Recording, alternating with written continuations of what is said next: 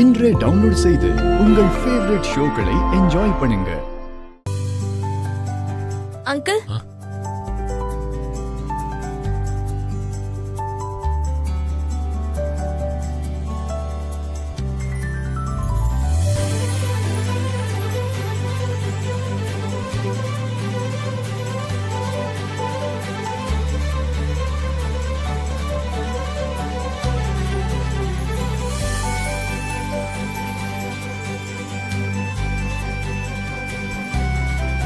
என்ன பார்க்கும்போது எனக்கே புதுசா இருக்குமா?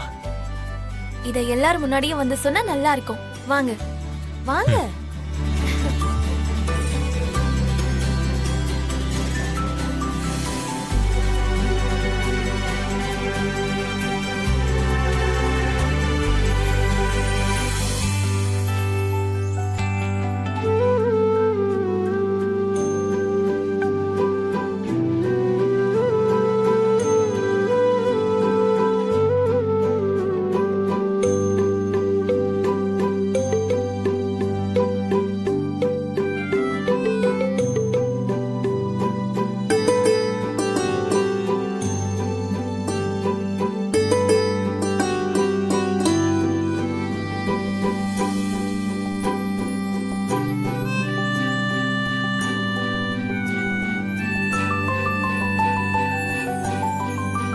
மாமா சூப்பரா இருக்கீங்க. வேஷ்டி சட்டையில அட்டகாசமா இருக்கீங்க.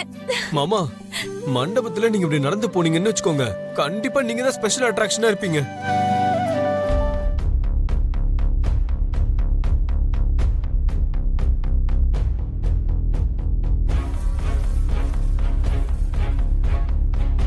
உன்னை இப்படி பாக்கும்போது பச்சை தமிழன் மாதிரி கெத்தா ஒரு 10 ஊருக்கு ஜமீன்தார் மாதிரி தெரியறப்பா.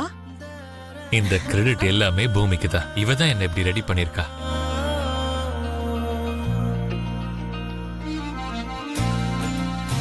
இது பாரு, உன் அம்மாவுக்கு உன் அப்பாவுக்கு அவராகட்டும் ஆண்டி ஆகட்டும் சுத்தமா பிடிக்காது.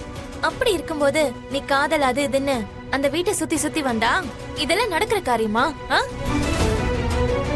நீயும் வருத்தப்பட்டு அவங்களும் வருத்தப்படுற மாதிரி ஆயிடும். அதனால நான் சொல்றத கேளு. உன் காதல உன் மனசுல இருந்து தூக்கி எறிஞ்சிரு.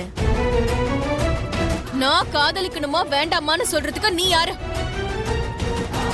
உனக்கு நான் சொல்றதே புரிய மாட்டேங்குது. சரி, நீ காதலிச்சாலும் இவ்ளோ சண்டை இவ்ளோ அவமானம் எல்லாம் நடந்திருக்கு. அவரை முதல்ல உனக்கு காதலிக்கணும்ல. 2 வீட்டு பெரியவங்க சண்டை போட்டுக்கிட்டா அதுக்கும் எங்க காதலுக்கும் என்ன சம்பந்தம்? அதுவும் இல்லாம உன்ன மாதிரி ஒருத்தி ஐ லவ் யூ சொன்னா அவர் நோன்னு தான் கண்டிப்பா சொல்லுவாரு. என்ன மாதிரி ஒரு அழகான பொண்ணு, அதோட இவ்ளோ ஆஸ்தி அந்தஸ்துக்கு சொந்தக்காரியானா அவரை காதலிக்கிறேன்னு தெரிய வந்துச்சுன்னா சந்தோஷத்துல குதிச்சு ஆர்ப்பாட்டம் பண்ணுவார். ரொம்ப ஓவரா தான் கற்பனை பண்ற. சரி, அத நான் உனக்கு இப்பவே கிளியர் பண்ணிடுறேன். இரு, அந்த போனை கொஞ்சம் கொடு. எதுக்கு? அவருக்கு போன் பண்றதுக்கு. கொடு. யாருக்கு? அவருக்கு தான். அவருக்குனா? நீ காதலிக்கிறேன்னு சொன்னதும் எகிரி குதிப்பாருன்னு சொன்னல, அந்த அவருக்கு தான். உங்களை காதலிச்சா நீங்க என்ன சொல்லுவீங்கன்னு தெரிஞ்சுக்கலான்னு தான். என்னது?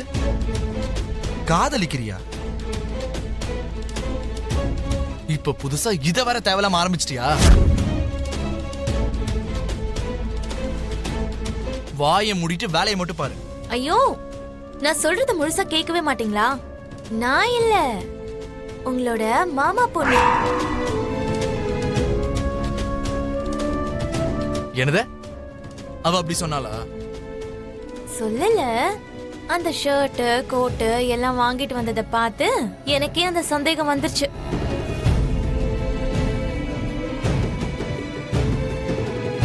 உங்களை காதலிக்கிறான்னு தெரிஞ்சா நீங்க குதிச்சு கும்மாளம் போடுவீங்களா? யாரு யார் அந்த மாமா பொண்ணு?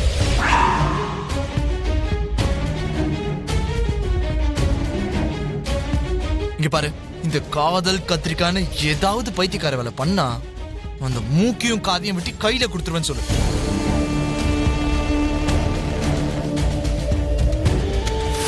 நான் கூப்பிட்டதுனால தான் இங்க வந்தா இங்க பொண்டாட்டியா வந்திருக்கா. சாரதா தான் இங்க பொண்டாட்டி.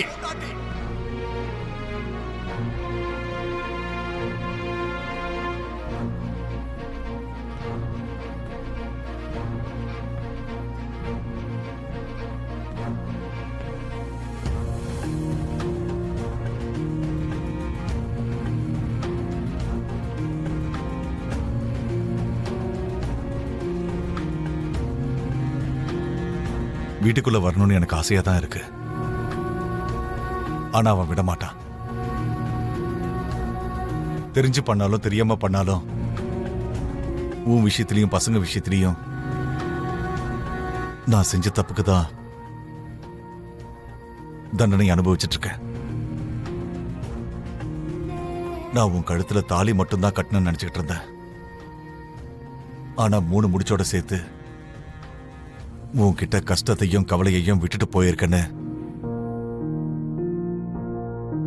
நான் இன்னைக்கு தான் புரிஞ்சுக்கிட்டேன்.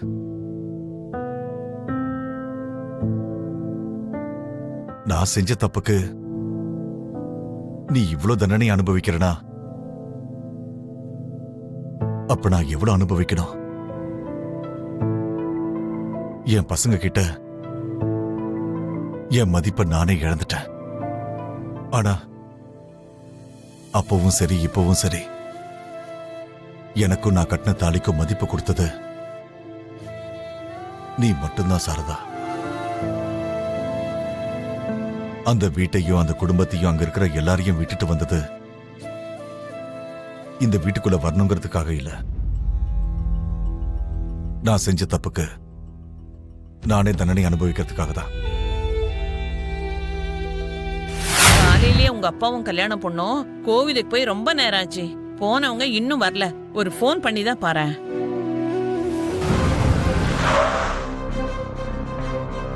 போனவங்க வந்துட்டாங்கடா.